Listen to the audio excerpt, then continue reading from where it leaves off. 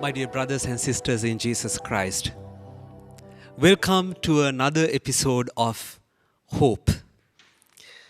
Today I wish to share with you something from the Bible.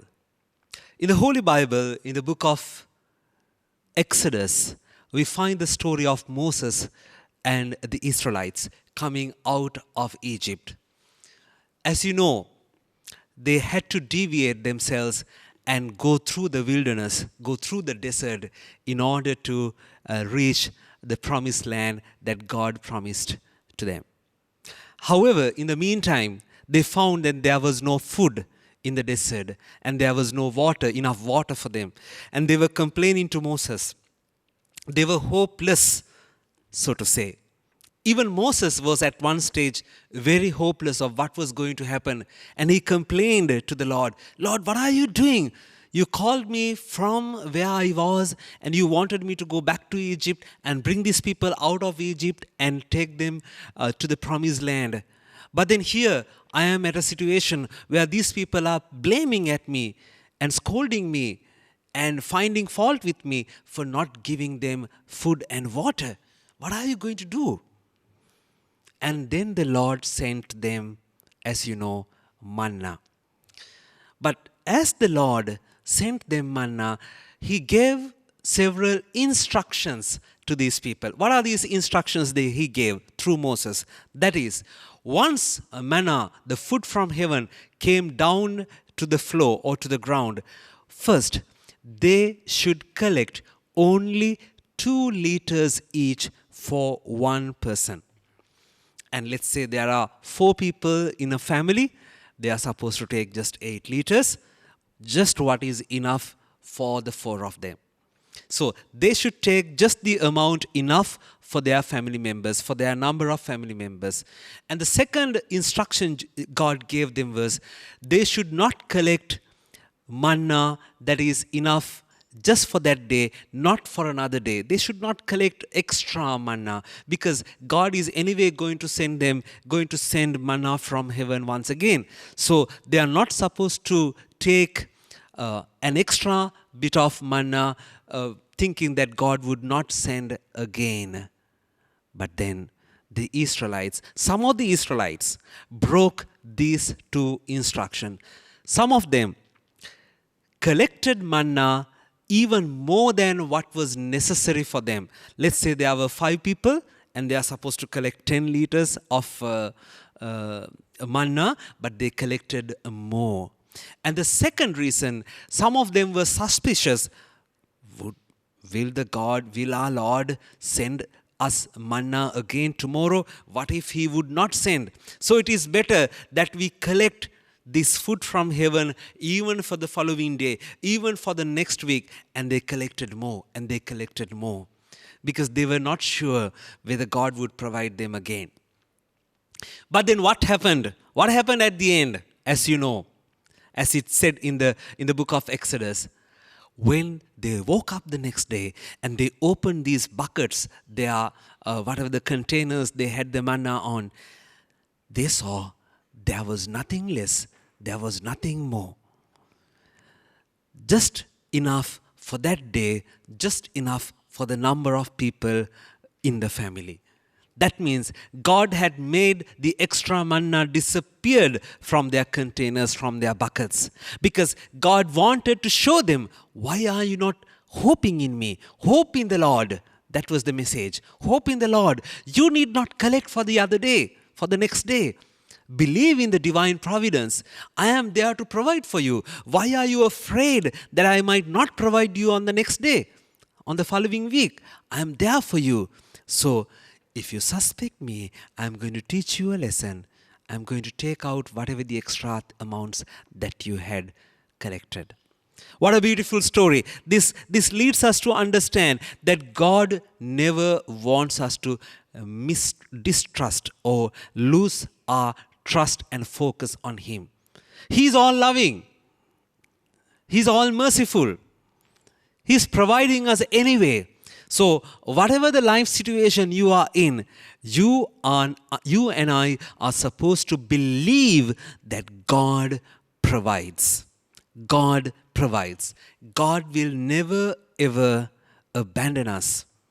And that was what was missing from the lives of some of these Israelites who wanted to collect more and more manna, thinking that God might not provide the following day.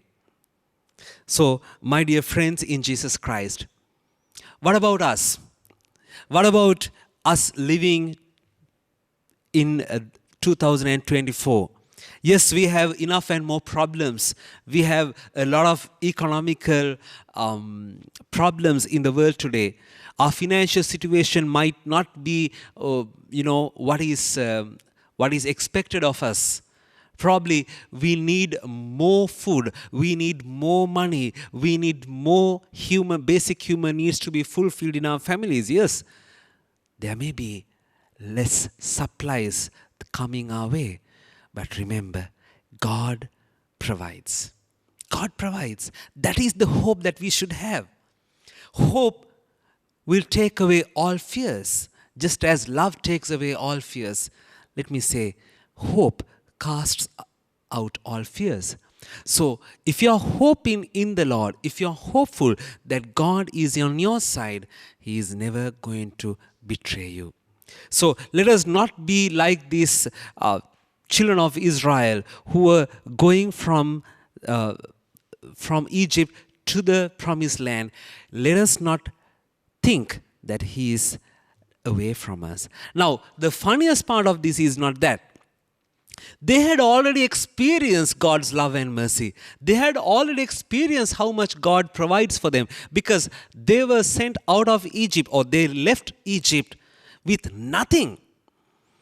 And they were in front of the Red Sea.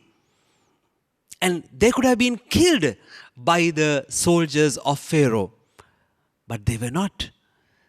God gave this powerful miracle, the miracle that the Red Sea was turned, or it converted into a road, so that they could, dry road, so that they could cross over the Red Sea. What a beautiful thing to happen. So, having had all those experiences, still they were not ready to believe. Still they were not ready to put their hope, their trust in the Lord. And whenever the problems came their way, they thought, okay, maybe God is not on our side. But again and again, God had to teach them, no, I am with you. So, my dear brothers and sisters in Jesus Christ, today in our world, we have had, in our personal lives, you and I have had enough and more experiences of God's love and care for us. If I were to say, if I were to share my experience with you, yes, there have been times in life that I really suspected, is God with me? Is He really walking along with me? Is the Spirit of the Lord with me? But then He always sent me signs symbolically, no, I am with you. I am with you. And that gave me hope for another day. And as the hymn says, lead kindly light.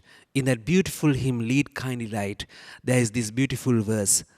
I do not want to see the distant sea, but one step enough for me. One step enough for me. Just one day at a time.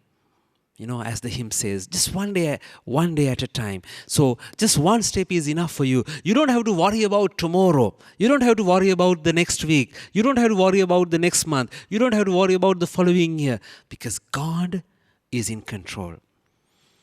After all, we are nothing, but God is in control. And that is exactly why Jesus mentions in the Gospel of St. Matthew chapter 25, chapter 5, he says, think about the birds.